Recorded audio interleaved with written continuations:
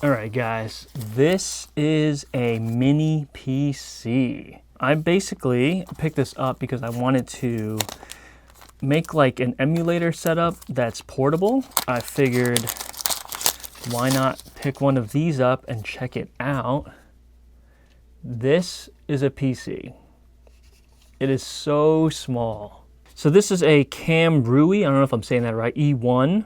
This has 16 gigabytes of RAM, 1 terabyte of space, an Adder Lake N97 mini PC.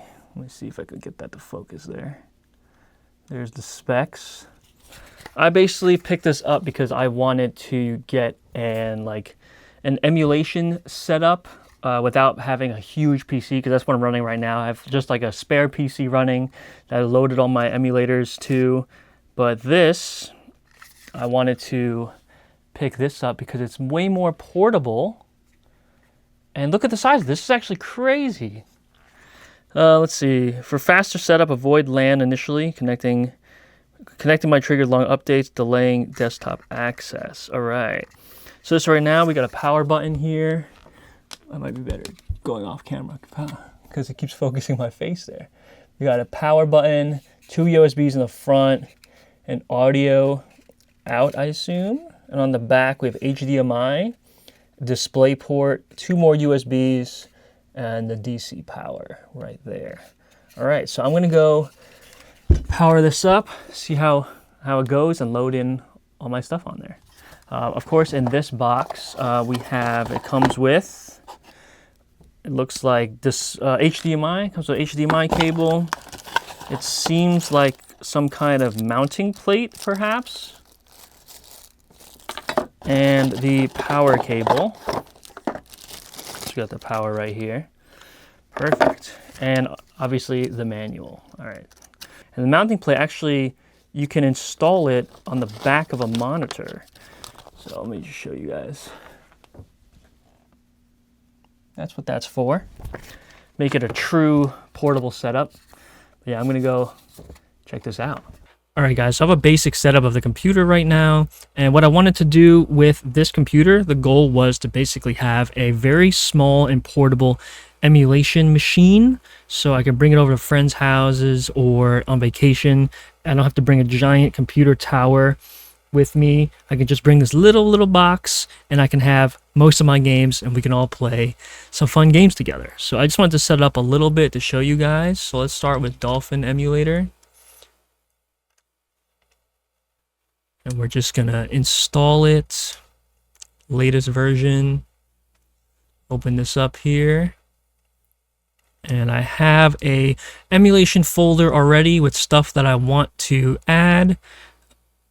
And because this is for the Wii, I already ported over a lot of my ROMs to the computer.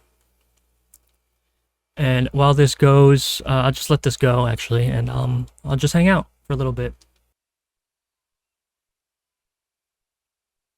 Alright guys, so we have Dolphin installed. Let's just open it up here. And yes, I want to run anyway. Thank you, PC, for trying to protect me. Alright, so inside Dolphin, I actually don't know if this is the initial setup because I had already set it up earlier, but I'm just going to show you that. I'm just going to double click there, open my ROMs folder, and it should load in all my ROMs. Perfect. Look at all that. Beautiful. Beautiful. All right. So now, just for this video, I also want to set up PCSX2. So let's do that also. Now, I'm not going to show you guys where to get ROMs and where to get everything else that you need. I'm just going to do the download.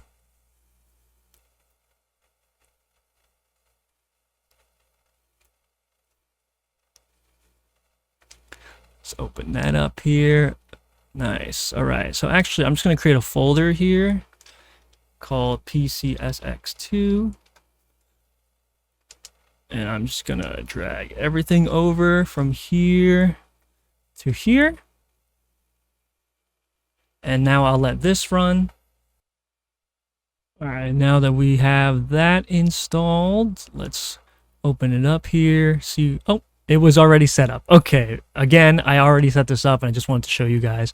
But the initial setup asks you for your BIOS folder. So I pointed it to my BIOS folder, and then it asked me for the ROM folder. So in my PS2, I have BIOS folder and I have my ROMs folder, and it'll just load up all the ROMs here. So unfortunately, I can't show you guys the initial setup because I had set this up already, and then I just thought, hey, maybe make a video. But there are plenty of videos out there to show you guys installation stuff, so I can't really show you that.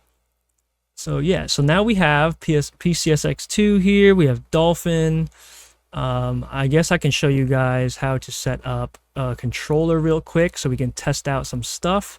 Mostly, I think I'm going to use this as like a Mario Party machine.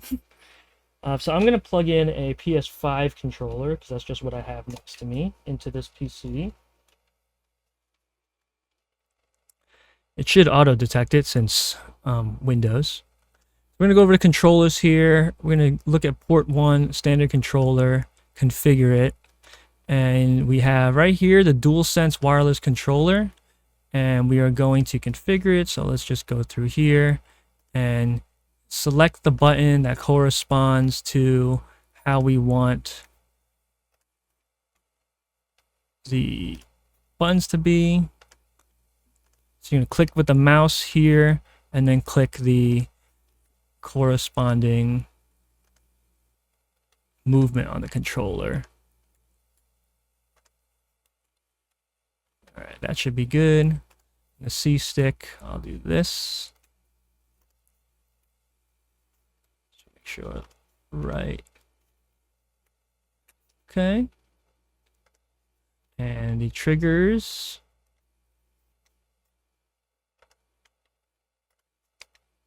There we go. And is there a motor we can do?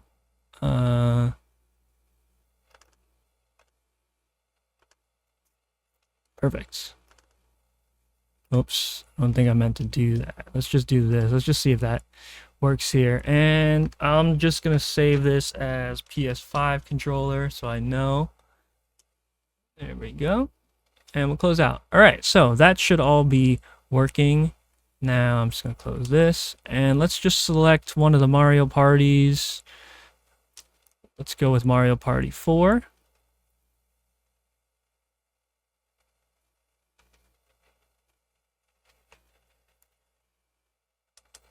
We'll full screen that for fun.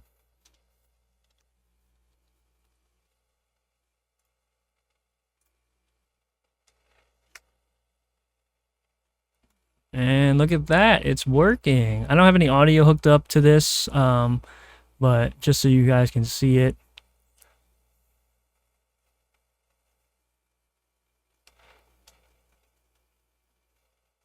Yeah, and it looks pretty smooth. It looks pretty smooth. Nice.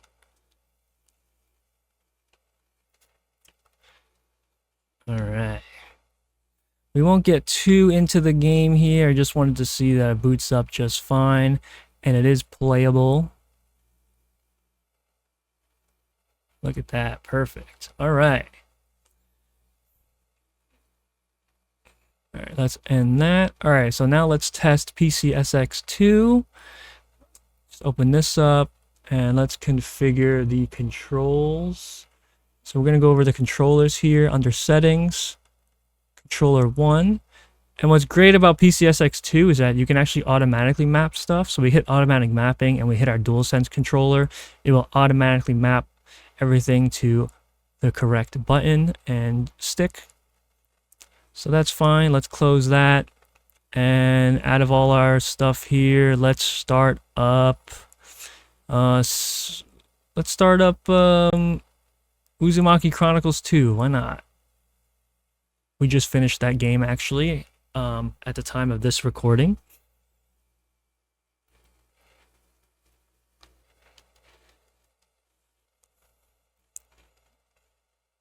All right. Again, I don't have any controllers or anything like that. I didn't port over my saves. I'll get to that another time. So let's just begin here, just so I can see. And there we go. It's running.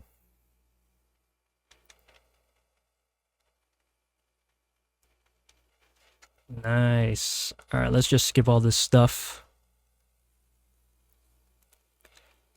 And look at that, guys. Just like that, we have a Wii, GameCube, a PS2, all in this tiny, tiny little box.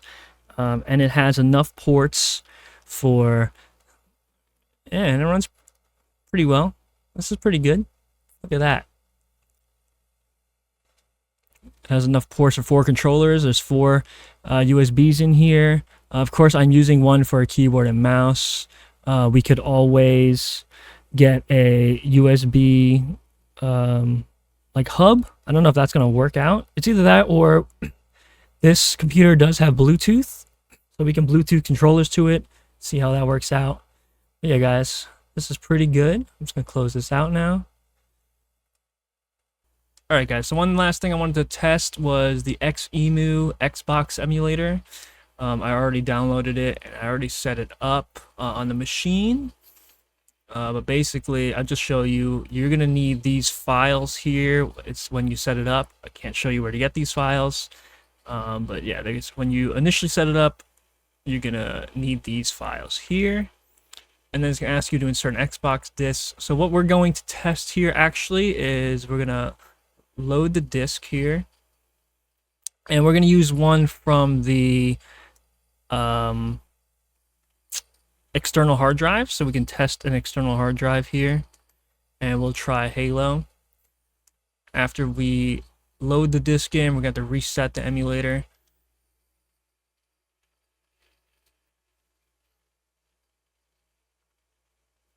Let's just close this out. Alright, perfect. It looks like it's running. I'm just going to skip to the menu here. And let's just start a new profile just to see.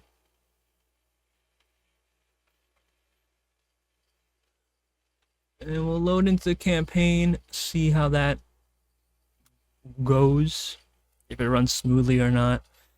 I do have it set up where... I do have ROMs loaded into the machine as well, so we might not necessarily... Well, for us, I don't have to necessarily have it loaded from the external hard drive. I just wanted to test it out.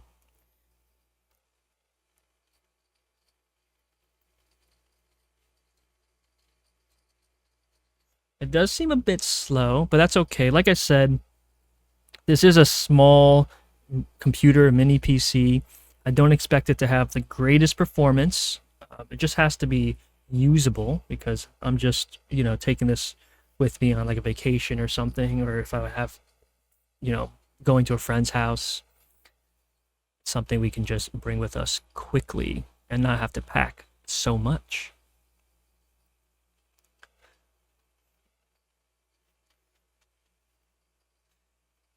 This is going pretty slow though. There we go. All right. Let's just skip through it. Oh. All right. All right. Not too bad. Graphics aren't the greatest, but that kind of gives me that nostalgic feeling here. All right, let's move around a little bit. Oh, it's not too bad. It's not too bad. Definitely playable. Yeah, definitely playable. All right. All right, pretty good, pretty good.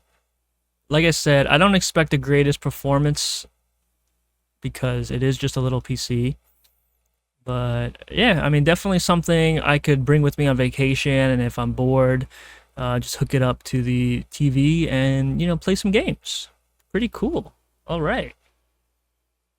Alright guys, I hope you enjoyed my little showcasing of the KAMRUI mini PC. Like I said, I just wanted to use this more for travel and portability purposes. I wanted to load up as much of my ROMs and emulators as possible, and I can bring this around. Literally, this is like the palm of my hand. I can have most of my games in the palm of my hand. I say most because this only has a capacity of 1 terabyte. I think I read that you can open this up and put a 2 terabyte drive in here, but that still might not be enough. So you could use an external hard drive to load all your stuff in there, but that's going to take up a USB port. But luckily, this has Bluetooth, so you can hook up Bluetooth controllers to it, or you can try a USB hub. I haven't tried a USB hub yet, but you could try that. But yeah, I'm super excited to use this for like vacations or bring it to friends' houses. I know I didn't test any like graphic intensive or resource intensive games with this, but that's not really the point of this that I got this for.